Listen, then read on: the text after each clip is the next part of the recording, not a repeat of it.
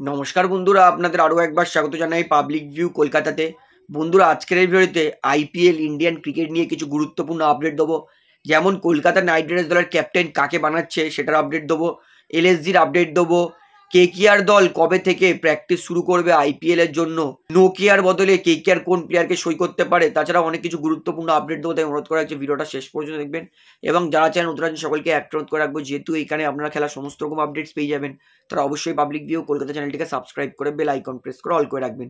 তাহলে বন্ধুরা, সবার প্রথমে আপনাদেরকে আন্দ্রে রাসেলের আপডেটটা দিই। অনেক কেউ জিজ্ঞেস করছে, দাদা আন্দ্রে রাসেল বর্তমানে কেমন ছন্দে আছে সেটা আমাকে জানান।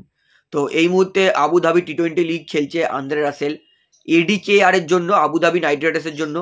সেইখানে রাসেল তিনি মাত্র 4টে ম্যাচেই ব্যাটিং করেছেন। তার মধ্যে দুটো ম্যাচে, একটা ম্যাচে করেছে 30, একটা ম্যাচে করেছে 12, 24, তার আগের ম্যাচে করেছে 6, অর্থাৎ 4 ম্যাচ মিলিয়ে টোটাল 72 রান করেছে আন্দ্রে রাসেল। যেই ম্যাচে 24 করেছেন সেই ম্যাচে 12 বলে 24 করেছে, আর যেই ম্যাচে 30 করেছে সেই ম্যাচে 14 বলে 30 করেছে।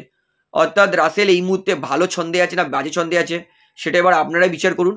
কারণ রাসেল তিনি আবুধাবি টি-20 লিগে 4টে ম্যাচে কত রান করেছে সেটা আমি আপনাদেরকে জানিয়ে দিয়েছি। তো আপনাদের মতামতটা কি, ছন্দে আছে না ছন্দ পতন হয়েছে, সেটা আমাকে কমেন্টে জানাবেন। তাহলে বন্ধুরা, এইবারে আপনাদেরকে বলি, অনরিক নোকিয়ার রিপ্লেসমেন্ট এই মুহূর্তে খোঁজা চালু করে দিয়েছে কলকাতা নাইট রাইডার্স দল। কারণ নকিয়া তিনি চ্যাম্পিয়ন্স ট্রফি থেকে কিন্তু তার নাম বাদ পড়েছে।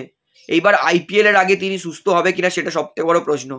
তাই যদি আইপিএল এর হাফ ম্যাচ খেলার আগে যদি নোকিয়া সুস্থ না হয়, সেক্ষেত্রে কিন্তু কেকেআর নোকিয়ার ব্যাকআপ খুঁজছে।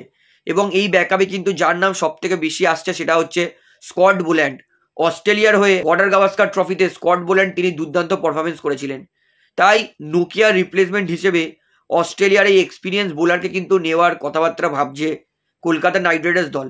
তবে এখনও কনফার্ম নয় যে স্কট বোল্যান্ডকে কেকেআর নেবেই। কেকেআর ম্যানেজমেন্ট তারা একটু ওয়েট করছে। নোকিয়ার বর্তমান রিপোর্ট অনুযায়ী, রিপোর্ট যদি পজিটিভ থাকে মানে ভালো থাকে, তাহলে নোকিয়ার রিপ্লেসমেন্ট নাও নিতে পারে কেকেআর। আর যদি রিপোর্ট খারাপ থাকে তাহলে কিন্তু কেকেআর নোকিয়ার রিপ্লেসমেন্ট নিয়ে নিতে পারে। তাহলে বন্ধুরা, এইবারে আপনাদেরকে তার পরের আপডেট দিয়ে, এটা হচ্ছে লখনৌ সুপার জায়ান্টস তারা কিন্তু তাদের ক্যাপ্টেনের নাম ঘোষণা করে দিয়েছে। এটা হচ্ছে ঋষভ পান্ত। এবং যখন ঋষভ পান্তকে লখনৌ নিয়েছিল তখনই বুঝে গেছিলাম যে লখনৌ দলেরই ক্যাপ্টেন হবে ঋষভ পান্ত, এতে শকিং কিছু নেই। এবং পাঞ্জাব তো আরও করেছে, পাঞ্জাব নিজের নাম, ক্যাপ্টেনের নাম বিগ বসে গিয়ে অ্যানাউন্স করেছে, যেন আমরা জানতামই না পাঞ্জাবের ক্যাপ্টেন কে হবে। সবাই জানতো, যারা প্রথম বছর ক্রিকেট দেখছে তারাও জানতো যে পাঞ্জাবের ক্যাপ্টেন শ্রেয়াস আইয়ার হবে।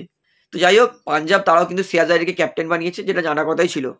এইবারে আপনাদেরকে বলি, কলকাতা নাইট রাইডার্স তারা আইপিএল এর জন্য কবে থেকে ট্রেনিং শুরু করবে।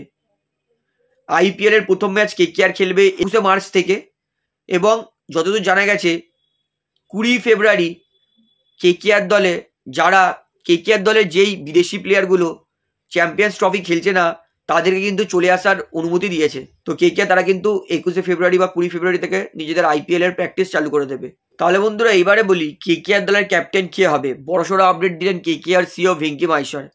যেখানে সমস্ত দল নিজের ক্যাপ্টেনের নাম অ্যানাউন্স করছে, সেখানে কিন্তু কেকেআর এখনো ক্যাপ্টেনের নাম অ্যানাউন্স করেনি। এই নিয়ে ভেঙ্কি মাহেশ্বরকে প্রশ্ন করা, ভেঙ্কি তিনি কিন্তু বলেন, আমরা দল গঠন করার দুদিনের মধ্যেই আমাদের ক্যাপ্টেন ফাইনালিস্ট করে নিয়েছিলাম।